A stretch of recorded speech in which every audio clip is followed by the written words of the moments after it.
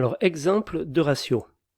Donc pour les collectifs, les quantités sont ramenées à des unités de référence, par exemple le logement. Donc on va regarder sur un ancien dossier, il y avait 15 logements, à combien se montait l'affaire au total, et on divise par 15. Voilà, hein. Ça, un ratio, c'est pas plus compliqué que ça. Ou par rapport à la surface habitable, donc toujours pareil, on avait une somme, 500 000 euros, en divisé par la surface habitable, donc SHAB, hein, la CHAB, là il manque le B, et on avait donc un ratio pour la surface habitable. Donc si j'avais quelque chose à chiffrer qui ressemblait à un logement, enfin qui ressemblait à celui qui m'a servi de référence. L'autre fois, j'avais, par exemple, je ne sais rien, 2000 m² de surface habitable.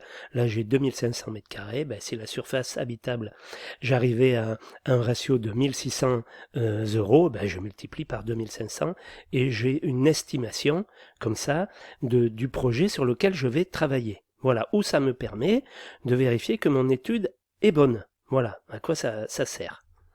Donc, on peut utiliser la chaune, la chaube, la surface utile, par exemple. Hein.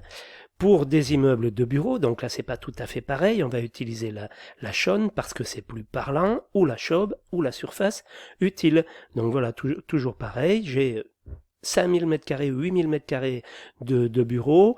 La dernière fois, j'en avais 5000 m², ça a coûté tant, enfin, je l'ai vendu pour tant, donc j'en suis à tant par chaune, par mètre carré de chaune, ou par mètre carré de chaube, ou par mètre carré de surface utile, et je l'applique à mes 8000 m² de projet. Voilà, c'est aussi simple que ça.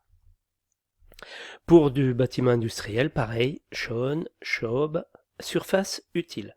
Voilà, donc là, un exemple, donc je vois que j'ai mon tableau de 25 logements, par exemple, donc j'ai le devis estimatif en déboursé, alors là je l'avais en déboursé, hein, parce qu'on peut le faire en déboursé ou en prix de vente, bien sûr, hein, comme vous aurez tous les chiffres, et donc par rapport à ça, je peux utiliser des ratios, hein, voilà.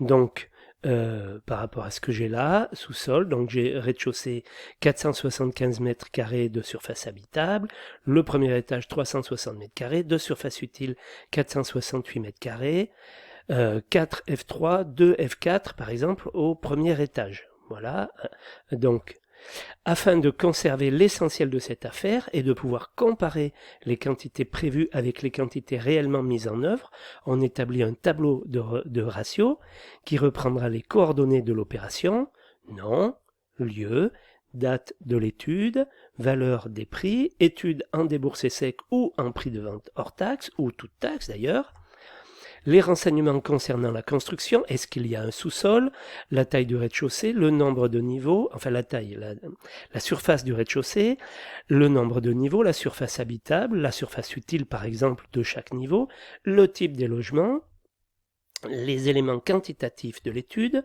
le total des heures, la quantité de béton mise en œuvre, la quantité d'acier mise en œuvre, la quantité de prédales, la surface de dallage, la surface de façade, la surface de mur de refend, par exemple. Les ratios pour chaque élément, donc heures par mètre carré utile, ça c'est très important de comparer sur une ancienne affaire par rapport à celle que vous venez de chiffrer. Si vous êtes dans les clous, alors en formation, c'est pas évident, hein.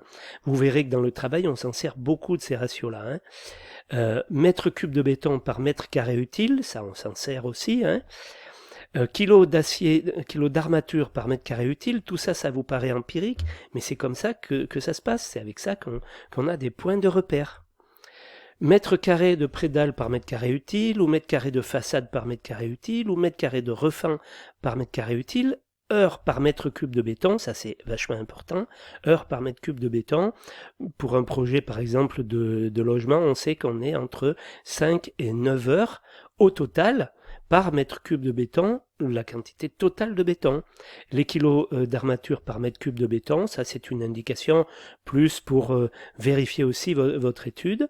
Voilà, donc tout ça c'est très important enfin c'est très utile pour faire des ratios qui vont vous permettre de vérifier votre étude.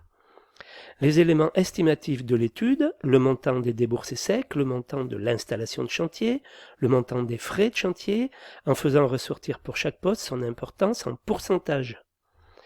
Les ratios pour chaque élément, montant du déboursé sec par mètre carré utile, montant de l'installation de chantier par mètre carré utile, montant des frais de chantier par mètre carré utile. Les observations concernant les spécificités de l'affaire, mode constructif particulier, est-ce qu'on avait utilisé tel type de coffrage ou quoi, fondation spéciale, voilà. Alors là, j'ai pris par rapport au mètre carré utile, hein, ça pourrait être exactement la même chose par rapport au mètre carré de surface habitable ou de chobe ou de chaude, hein, il n'y a pas de souci, ou de surface de plancher. Il n'y a aucun problème, c'est vos ratios, c'est vous qui voyez.